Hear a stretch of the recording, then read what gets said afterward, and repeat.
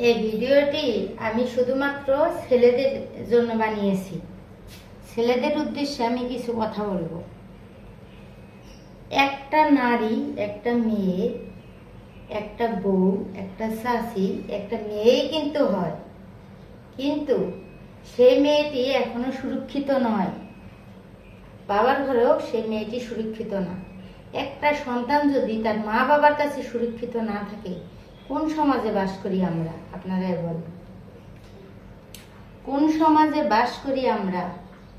যদি সে বাবাটা মার মতো দেখতো বা খালার মতো দেখতো, আপন ভাবতো, তাহলে কিছুতেই মেয়েকে ধর্ষণ করতে পারতো না।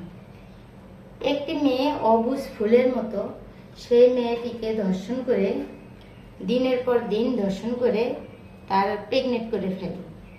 সে বাবা নাকি এখন জেল হাজতে। তাই আপনারা বলুন, মেয়েরা কোথায় সুরক্ষিত? স্কুলে, কলেজে, না রাস্তায়, না ঘরে? কোথায়? মেয়েরা দুর্ভাগ্য করে জন্মিয়েছে। সেই মেয়ে মানুষ করতেছি, এর কোনো নিশ্চয়তা নেই, কোনো সুরক্ষিত নেই। আজকে আপনারাই বলুন, এই সমাজটা কোথায় দাঁড়িয়েছে? আপনি যদি মুসলিম ব্যক্তি হয়ে থাকেন, অবশ্যই অবশ্যই এই ভিডিওটা লাইক, শেয়ার এবং সাবস্ক্রাইব করে যাবেন। ধন্যবাদ।